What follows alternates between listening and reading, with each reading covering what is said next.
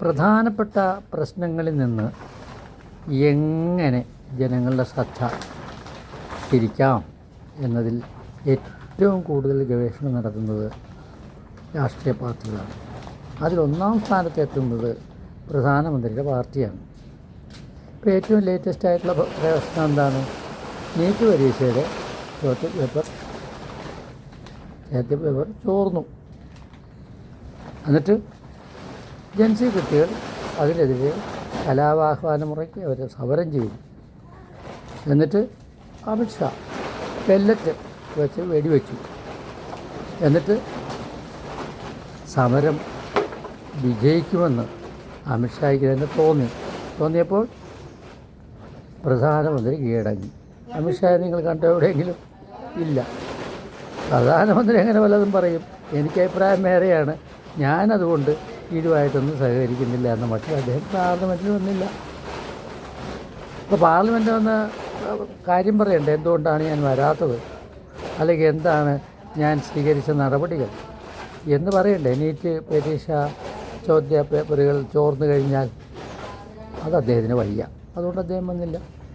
അപ്പോൾ ഈ പ്രശ്നം രാജ്യവ്യാപകമായിട്ട് ചർച്ച ചെയ്യുമ്പോൾ അതിൽ നിന്നൊരു ശ്രദ്ധ തിരിക്കണ്ടേ? ഉടനെ കൊണ്ടുവരുന്നു അടുത്തൊരു ബിൽ. എന്താണിത്? നമ്മുടെ ദേശീയ ഗാനം, ജനഗണമനയല്ല, വന്ദേമാതരം, അത് മുഴുവൻ പാടണമെന്നാണ് പറയുന്നത്. അത് എത്രമാത്രം പ്രയാസകരമായൊരു കാര്യമാണ്. പക്ഷെ അങ്ങനെയൊന്നും അവർ ചിന്തിക്കുന്നില്ല. വൃദ്ധനായാലും കൊള്ളാം, രോഗിയാണെങ്കിലും കൊള്ളാം, കൃത്യമായിട്ട് എഴുന്നേറ്റ് നിന്നുണ്ട്. എത്ര മിനിറ്റ് ആലോചിച്ച് നോക്കും. അപ്പോൾ അങ്ങനെയുള്ള ഒരു ദേശീയഗാനം ചൊല്ലും, അവർ വന്ദേമാതരം ചൊല്ലും, ദേശീയഗാനം ചൊല്ലും. ഇത് എന്തൊരു രാജ്യമാണിത്? ഒരു രാജ്യത്തിന് ഒരു ദേശീയഗാനം പോരെ? എല്ലാവർക്കും അഭിപ്രായ വ്യത്യാസം ഉണ്ടോ? ആർക്കുമില്ല. പിന്നെ എന്തിനാണ് ഈ കാണിക്കുന്ന കോലാഹലങ്ങളെല്ലാം? യഥാർത്ഥത്തിൽ നീറ്റ് പരീക്ഷയെ സംബന്ധിച്ച് ആരും ഒന്നും പറയാൻ പാടില്ല, അങ്ങനെ ചിന്തിക്കാനേ പാടില്ല, ഗവൺമെൻറ്റിനെ പ്രതികരിക്കാൻ പാടില്ല. അതിനുള്ളൊരു ഒരു കണ്ടകണച്ചാണി പണിയാണ് ഈ കാണിക്കുന്നത്. മറ്റൊന്നുണ്ട്, കഴിഞ്ഞ മണിപ്പൂർ തിരഞ്ഞെടുപ്പിൽ മണിപ്പൂർ കലാപത്തിൽ എന്താ സംഭവിച്ചത്? അവിടുത്തെ പെൺകുട്ടികളെല്ലാം വളരെയധികം ബുദ്ധിമുട്ടിച്ചില്ലേ ഇവർ? എന്നിട്ട് പ്രധാനമന്ത്രി ഇതുപോലെ തന്നെ അവിടെ വരാതിരുന്നു. എവിടെ വരാതിരുന്നു?